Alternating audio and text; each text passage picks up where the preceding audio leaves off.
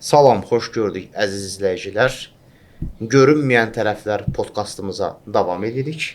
Bugünkü qonağımız psixoloq, eyni zamanda hipnoterapevt, spiritualist Əhməd Əhmədovdur və mövzumuz olduqca maraqlıdır. Söhbət açacaq ki, şizofreniya yoxsa mistik qüvvələr. Bu problemlər bəzən bir-birinə çox oxşar olur, simptomları da oxşar olur. Lakin onları bir-birindən ayırd edən faktorlar görəsən nələrdir? Salam Əhməd bəy, necəsiz, yaxşısınız? Təşəkkür edirəm Elnay bəy, minnətdaram əzizim. Mükəmməl bir mövzu seçmisiniz. Çox gözəl. İnanıram ki, cəmiyyətimiz üçün lazımlı və dəyərli nöqtələrə toxunacaq. Şəhər əfsanələrindən danışacaq mütləq. Yəqin ki, bugün oradakı miflərdən, əfsanələşmiş o fikirlərdən və eyni zamanda da necə deyərlər, elmi və müstəqil və müasir yanaşmalardan danışacaq. Çox gözəl və çox pakizə. Beləliklə başlayırıq. Buyurun. Əhməd bəy, şizofreniya əslində nədir? Şizofreniya psixiatrik xəstəliklərin C kateqoriyasına daxil olan bir xroniki psixi pozuntudur. Hansı ki, insanın mən konsepsiyası burada dağılır, formalaşmır, halüsinasiyalar görür, insanda aşırı şübhələr yaranır, sosial bacarıqlarını itirməyə başlayır. Məsəl üçün, dünənə qədər adam işə gedirdi, artıq işə getmək istəmir, evdə iş görürdü, iş görmək istəmir və necə deyərlər, doğru dildə istərdim izah verim, insan ruhunun parçalanmasıdır.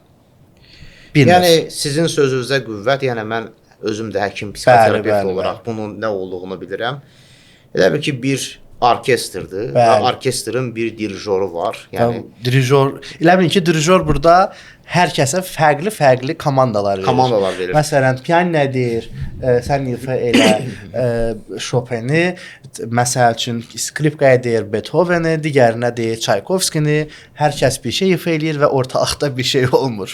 Yəni nəticə etibarilə normalda dirijor nə deməkdir? Yəni həmin musiqi alətlərini, yəni insanları dirije edən, yəni musiqini harmonik vəziyyətə gətirən bir şəxsdir. Yəni 1 və 2 və 3 və 4 və.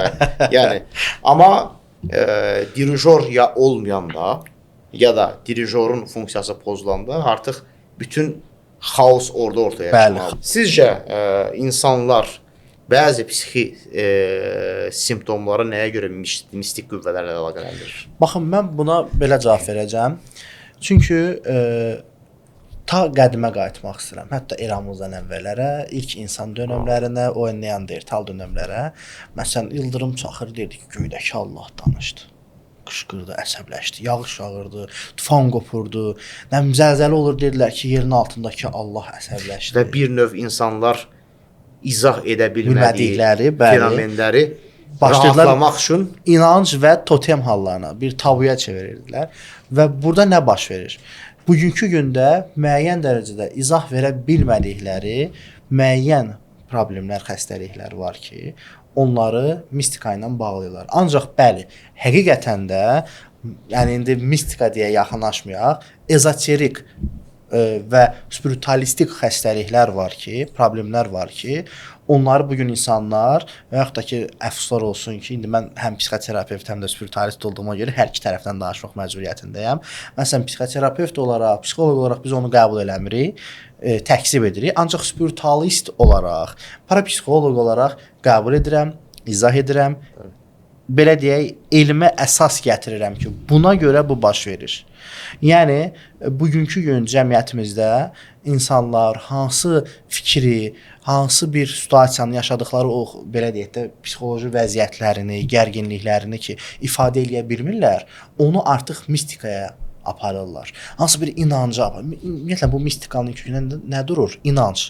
İnsanın fəlsəfi inancı, düşüncəsi, şübhələri, yanaşma tərzi. Və ona yönləndirirlər ki, qoyun, necə deyərlər, o mistik tərəfdən yanaşsınlar ona. Yəni, bir növ insan həyat bilinməzdir.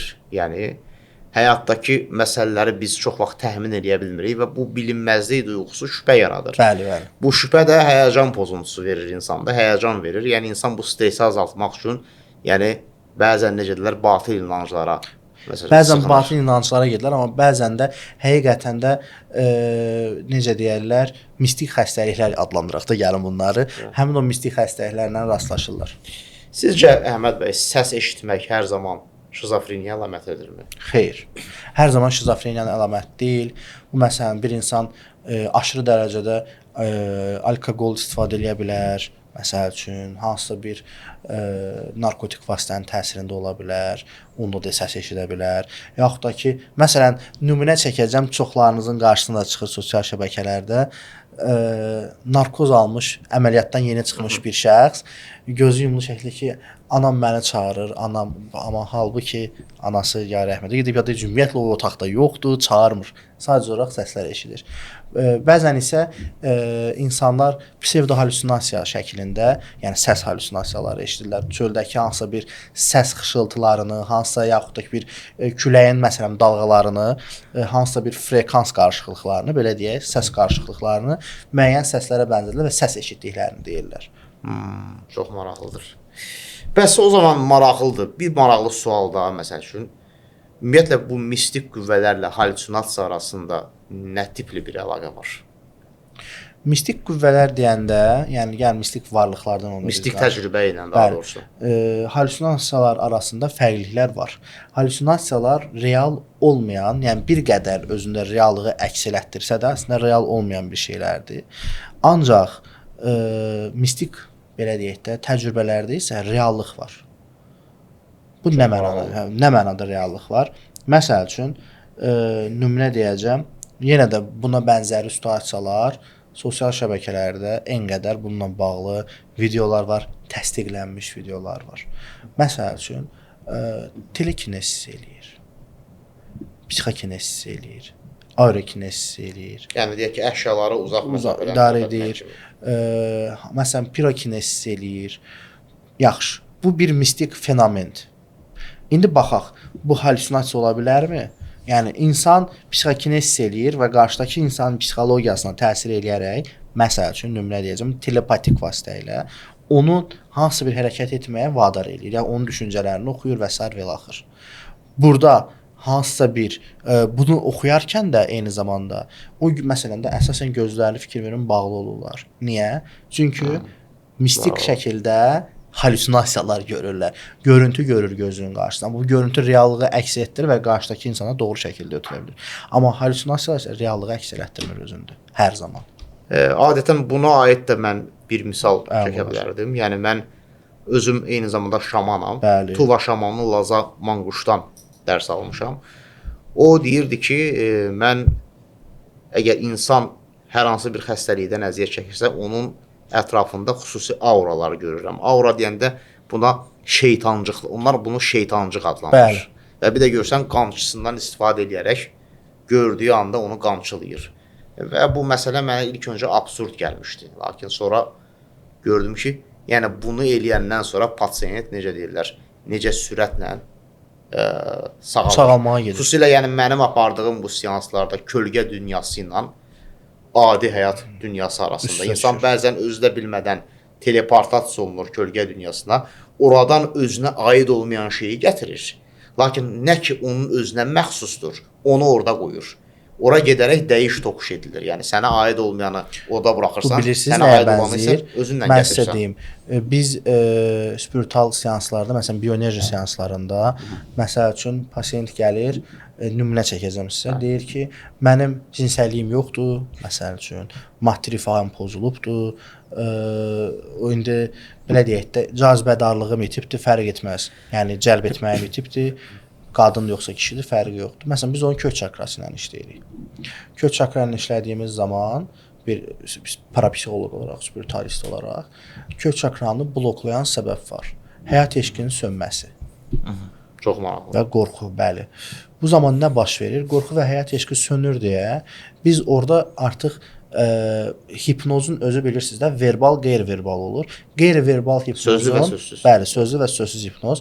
Sözsüz hipnozun mesmerizm metodundan, yəni energetik hipnozdan istifadə edərək o vaxt ki təcrübəyə görə belə idi ki, əldən hansısa mayelər çıxır və o maye necə deyirlər, bioenerjiyə çevrilərək insana ötürülür. Burada konkret olaraq maye deməyək, bəli.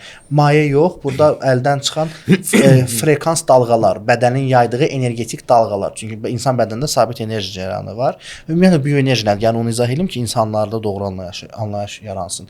Bioenerji insanın demək, daha doğrusu hüceyrənin fotofosforlaşmasını, membran enerjisini, proqramını, tənəffüsünü öyrənən bir elm sahəsidir və alternativ tibbin bir növüdür.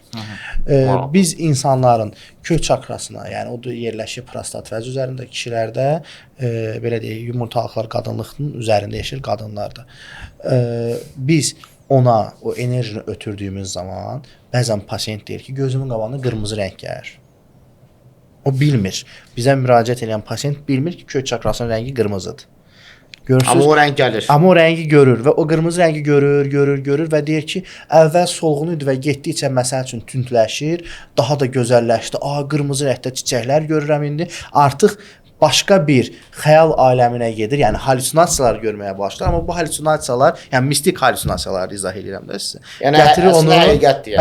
Həqiqətdir, bəli. Və nə baş verir? Sağalma gedir. Yəni sizin sözünüzə qüvvət olaraq olur, şamanik baxımdan ki, orada qamçılamağı və s. və ilaxır. Bax, bir dənə də maraqlı sual, yəni bu düşünürəm ki, yəni izləyicilərimizi daha çox maraqlandıracaq. Nə mənada daha çox maraqlandıracaq? Yəni sualın məğzi ondan ibarətdir ki, yaxşı, necə bilmək olar ki, insan şizofreniyadan əziyyət çəkir, bir də mistik qüvvələrin təsiri altındadır.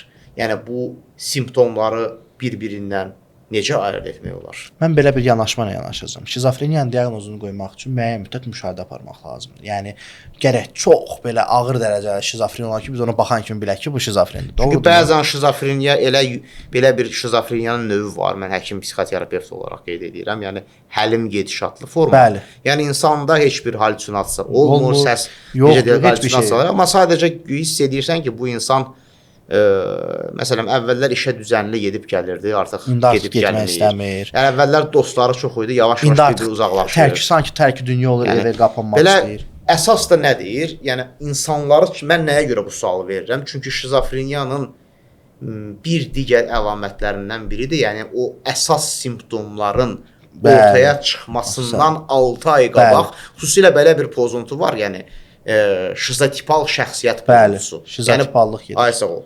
Yəni ondan qabaq deyək ki, o adam ömür boyu praqmatik adamdır məsəl üçün. Məsəl üçün deyək ki, riyaziyyatçı adamdır. Gəlir birdən-birə mistik adamdır. Birdən-birə seyirli şeylərlə məşğul olur, mistika ilə məşğul olur, özünün güya hər şeyi gördüyünü, hiss elədiyini, hətta necə deyirlər, fövqəladə gələcəkdə baş verən fövqəladə təbii hadisələrdən mistik güclərin yarandığını deyir, bəsirətim açıldı, üçüncü gözüm açıldı. Bu adamda bir var ki, əvvəlcədən beri var idi və bu sağlıqlıdır. Bəli, bu sağlamdır. Amma biri də var ki, bu adam ömür boyu riyaziyyat müəllimi işləmək nə demək? Birbaşa praqmatizmdir. Səbəb-nəticə əlaqələridir. Yəni orada ancaq məntiq işləyir. Orada heç bir duyğusal əməliyyat ola bilmir. Birdən-birə gəldi, maraqlandı magiya ilə məsələn. O artıq orada sağlamlıqdan kənara çıxır deyə, bu da yavaş-yavaş zaman-zaman şizofreniyaya gətirir. Ona görə də çaşdırır adamı. Bəzən belə adamlar özlərini ekstrasens kimi təqdim edirlər, amma əslində deyirlər. Yəni iş də düzgün getmir artıq. Doğrudur. Bu tip hallarda nə etmək lazımdır? İlk öncə mistik varlıqlar deyəndə artıq burada bəzi məqamlarda demon deyirlər, bəzilərində ruhlar deyirlər, cinlər deyirlər və s. və ilaxır. Onların özünün 7 əsas simptomu var. Bu simptomlara baxmaq lazımdır ki, çünki bunu təyin eləmək daha asandır, nəinki şizofreniyanı təyin eləmək. Yəni bu deyilsə %100 şizofreniya. Çünki şizofreniya da elədir ki, konkret tibbi protokol var, tibbi protokoldan getməli. Orada izləmə aparmaq lazımdır, müşahidə eləmək lazımdır. Hətta belə deyək, indi mən psixiatr deyirəm, amma psixiatrlar müəyyən müddət, müəyyən bir zaman çərçivəsində təyin olmuş dərman preparatlarını verir və sonradan deyir təkrar bir də yoxlanışa və gəl görək nə var, nə yox, gedişat. Bəzən diaqnozu öncədən qoyulur. Bəzən bu hətta şizofreniform pozuntu, şizofreniyaya bənzəyir, ancaq o deyil. Amma necə deyirlər, o deyil. Bir də görürsən şizoafektiv pozuntu olur, bəli. Orada da psixoloq olur. Amma şizoafektiv pozuntu elə ki, bipolyardan daha ağır, şizofreniyadansa daha yüngül bir yəni ikisinin ortasında bir şeydir. Burada nə baş verir? Məsəl üçün simptomları indi sadalayıram. Pasiyent deyir ki, oturmuşam məsəl üçün, düşünək ki, bizlə danışırız biz. Deyir, burada nəsə bir şey keçdi. Baxır ora deyir, orada heç bir şey yoxdur. Yaxud deyir, elə bilirəm ki, arxamda nəsə dayanıbdır. Və yaxud deyir ki, yəni gecə deyir evə gedirəm, elə bilirəm arxamca kimsə gəlir, baxıram görürəm orada heç bir şey yoxdur. Bu birinci simptomdur. Onu izləyən nələrinsə olduğunu görür. Və bunu real olaraq görür. Bir qaraltı görür, bir səs eşidir bəzən, bəzən bir işıq görür hardasa ki, buradan bir işıq keçdi, işıltı keçdi. İkincisi nədir? Belə deyək, məsələn VC-də ayaq yolunda olarkən qeyri-ixtiyari olaraq hər hansısa bir dini ayin keçirməyə çalışır. Yaxud da ki, burada artıq şübhələnmək lazımdır. Ki, insanın ola bilsin ki, psixoloji durumu yerində deyil. Bəli, burada şübhələnməyə başlayırıq artıq. Və onun üçün də ikinci simptomu yoxlayırıq. Baxırıq bu insan məsələn də tam VC-də qeyri-ixtiyari olaraq dini ayin yerinə yetirir. Məsələn deyir Allahla danışmağa başlayır. Əstəğfurullah, mən nə etdim? O adam əgər hər hansısa bir duanı, hər hansı məsələn əzan səsini eşidəndə narahat olmursa, demək ki, avtomatik olaraq burada növbəti simptomları da yoxlamaq lazımdır.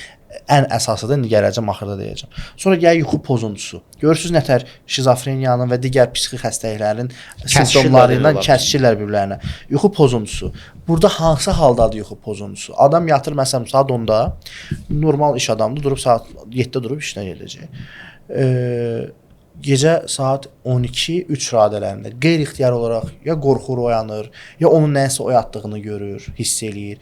Təşvişli formada oyanır.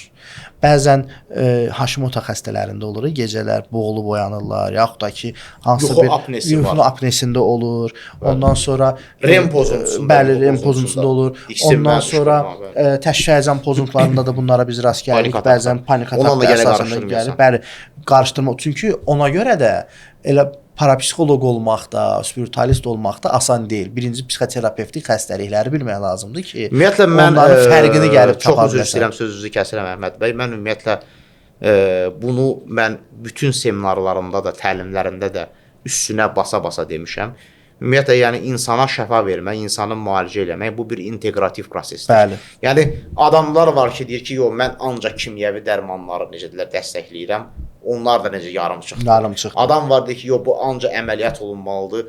O da yarımçıqdır. Adam var deyir, yox, mən ancaq bitkilərlə müalicə edirəm, təbii üsulla. Bu da yarımçıqdır. Adam var ki, deyir ki, ancaq mən hipnozla, NLP ilə, psixoterapiya ilə, bu da yanlışdır. Bilirsiniz necədir? Yəni kompleks eləmək lazımdır. Bilirsiniz necədir? Yəni insan yenə qeyd elədiyim kimi, yəni insan bioloji, psixoloji, sosial və ruhsal varlıqdır. Və yəni bunların hər birində, hər bir qatmanında problem ola bilər. Adi bir misal deyim, adamın panik atakı var. Biz elə bilirik ki, o panik atak bəzən psixoloji səbəblərdən yaranır. Bəli. Sonra öyrənirəm ki, sən demə onun panik atakı nədən yaranıb? Energetik içkilərin necə deyirlər, necə gəldi, yəni tükədilişindən. Ondan sonra narkotik maddə istifadəsindən, içki istifadəsindən və yaxud da necə deyirlər ki, rejimin tamamilə pozulmasından, düzgün qidalanmamaq, vaxtında qidalanmamaq və yaxud da artıq necə də zərərli qidalarla qidalanmaqdan da o panik atak yarana bilər. Bəli. Yəni bu işi təsəvvür elə ki, organik səbəblərdən yaranıbsa, onları qaydasına düzənə qoyanda panik atak da gedir. Burada nə ola bilər? Mənim pasiyentim panik atak sənin sözündə mistik, ruhsal səbəbdən yaranır. İndi onun bir nömrə deyəcəm. Mənə müraciət edən bir pasiyent var idi, müəyyən bir vaxt bundan öncə panik atak diaqnozu ilə gəlmişdi yanıma. Yoxlayıram, eynəsini dedik ki, o balansları yoxlamaq lazımdır. Bu hansı balansdan gəlib? Harda pozuntu var? Yəni nəyə görə bu panik atak yaradan səbəbi tapmaq lazımdır ki, orada trigger nə idi və s. və axır. Baxıram, demək, dini inanclı, ibadət eləyən bir xanımdır. Namaz qıldığı zaman səcdəyə gedib və qalxarkən gözünə bir görüntü görsənib. Deyir ki, bilmədim, hansı imamımıza bənzəyirdi, yoxsa kiməsə bir övliyəyə bənzəyirdi və qorxu keçiribdi. Və o qorxudan avtomatik olaraq panik atak yaranmağa başladı. Amma əslində panik atak deyildi. Panik ataka bənzəyirdi. Bayaq dediyim o mistik varlıqların simptomları idi. Orada aura bədəni yırtılmışdı. Energoparazitlər ona hücum eləmişdi. Hansı ki o energoparazitlər Yadımda da insanların larva və mafloqlar. bəli, lavra və mafloqlar və digərləri də var. Həmin o energoparazitlər insanların emosional belə deyək halətləri ilə qidalanırlar. Məsəl üçün gəlir otur tutalım, nümunə deyək, çiyində tutalım, ya yapışır harasa, bir sanki elə bir parazitdir, real parazitdir, amma gözlə görünmür. İnsanın emosiyası ilə qidalanır. Hərdən mən bunu deyirlər, o necə ola bilər? Deyirəm, o emosiyanı gözlə görürsünüzmü? Yox, təbii ki. Yəni bu insan, mən sevinə bilərəm, hal-hazırda içimdə sevinç keçirirəm, amma üzdə poker face-əm. Hanı mənim sevincim görsənirmi? Üzdə nə iləsə görsənə bilər. O da özünü elə göstərir. Məsəl üçün nümunə çəkəcəm. Pasiyent gəlir, deyir, qorxuram. Ən qısa və burada hər kəsə nümunə bir texnika izah edirəm. Deyirəm, gözlərini yum və qorxunu bədənində harda istəyirsən. Məsələn, nümunə deyir, ürəyimdə. Əlini ürəyin üzərinə qoy və dərin-dərin nəfəs al. O qorxunu tamamilə orada hiss eləməyə başla və sonra eynən mənim göstərdiyim şəkildə yığ. Sanki qorxunu yığıb çıxarırsan oradan. Çıxart və əlini yumruğun içərisində saxla, gözünün önündə. Sual ver.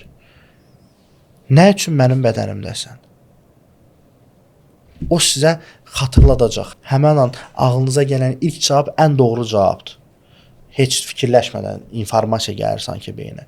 Ki, məsəl üçün şuur altından gəlir. Bəli, şuur altından gəlir bu informasiya ki. Ümumiyyətlə bayaqları necə deyirlər, bir mövzu haqqında söhbət eləmişdi. Yansı ki, deyirəm ki, yəni zaman gecikməsi olursa, bəli, orada işin içərisində şuur müdaxilə edir. Şuur müdaxilə edir. Amma saniyənin onda birində gəlirsə şuur altıdır. Şuur altıdır. Bəli. Demək, şuur altı buradan informasiyanı gətirir bizə ki, məsəl üçün 12 il bundan öncə, nümunə deyirəm, 12 il bundan öncə sən yolla gedəndə sağından maşın sürətlə keçib sən qorxmusan. Aha, bəs yaxşı, bu qorxunu danışdırırıq da biz. Bəs sən mənim hansı emosiyamdan qidalanırsan? Deyir, qorxu. Yaxşı, bu qorxuya səbəb olmaq üçün nə edirsən? Deyir, sənin yolun kənarında yeriyərkən o qorxunu sənə yaşadıram ki, xatırladıram şuur altı səviyyədə. Təkrar bir də maşın keçəcək, qorxacaqsan və sən o hər maşın yanından keçdir, qorxursan və mən də ondan qidalanıram. Energoparazitlər. Energoparazitlər, bəli. Bundan sonra biz onu həm şuur altından təmizləyəndə, həm də onu orada məhv eləyəndə adam düzəlir. Və digər simptomları sadalayaq. Biz bayaq orada qalmışdıq. Yuxu pozuntusunu izah elədik. Sonra da gəlir qara basmalar. Bu qara basmalar psixologiyadakı yuxu iflicinə bənzəyir. Ancaq yuxu iflicindən fərqlidir. Hansı baxımdan fərqlidir? Burada necə olur? Mən sizə izah eləyim.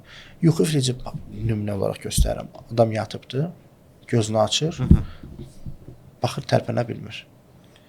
Yuxudur hər deyil, şeyi görür, hər şeyi görür, eşidir, hiss eləyir, dərk eləyir, amma tərpənə bilmir.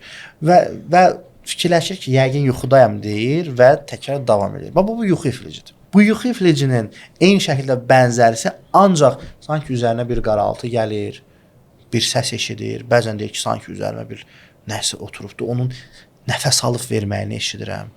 Hətta bəzən deyirlər var ki, toxunur mənə, toxunubdur, bəli, hiss edirəm ki, çəkə bilmirəm. Hətta bir dəfə belə bir situasiya var idi. Pasiyentim deyirdi ki, mən deyir, hər gün gecə 02:47-də imini o saatda, çünki düz başın üzərində saat var, elektron saatı görürsən. Birdən belə başlayıram həyəcanlanmağa. Ayılıram və görürəm ki, deyir, barmaqlarımdan, ayaq barmaqlarımdan üzünü görmədiyim, ancaq deyir, qadın olduğunu deyir, hiss eləyirəm. Kimsə dartır, mən qışqırıram, o gülür. Dartır, mən qışqırıram, o gülür.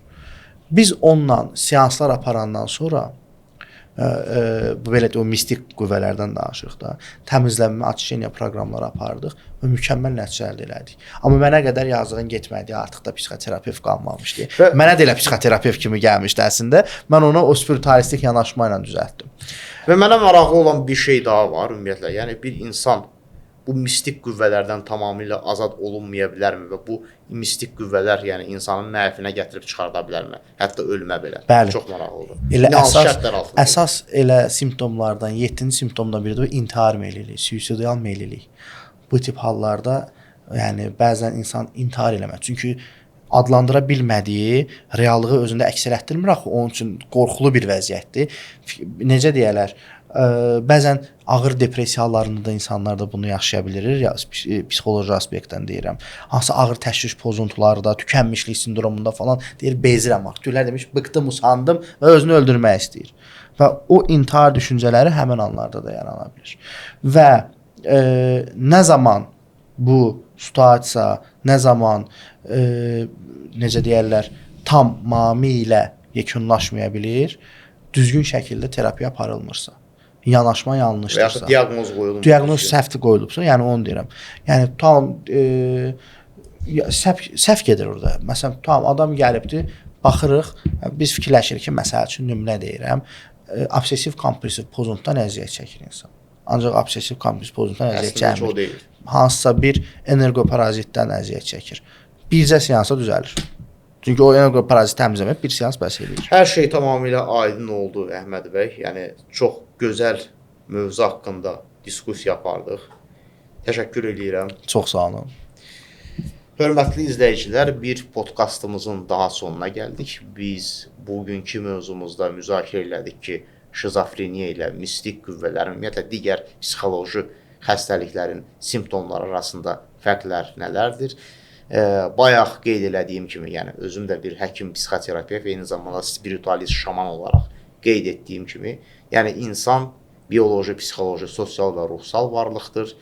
Yəni təkcə dərmanla müalicə edeyim, təkcə psixoterapiya ilə müalicə edeyim, təkcə bitkilərlə müalicə edeyim, təkcə ruhsal yönümdən müalicə edeyim. Yəni bunların hər birinə ayrı-ayrılıqda fokuslanıb öz doğrularını müdafiə eləmək, yəni əsas məsələ odur ki, yəni insanları artıq əsas yoldan saptırmaqdır.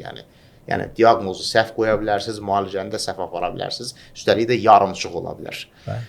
Ona görə mistik qüvvələrlə bağlı problemləriniz varsa, qeyri-adi simptomlarınız varsa, siz bizim gözəl mütəxəssisimiz, psixoloq, hipnoterapevt, eyni zamanda spiritualist Əhməd Əhmədova, o cümlədən də mənə şaman olaraq müraciət edə bilərsiniz. Həkim, psixoterapevt Elnay Rəhimov Tambovski, mütləq bizi izləyin, izləmədə qalın. Sonda isə əziz dostlar, bir daha nəzərinizə çatdırmaq istəyirəm ki, siz bizim podkastımızı Simurq Psixologiya və Spiritüalizm Mərkəzinin sponsorluğu ilə izləyirsiniz. İzləmədə qalın.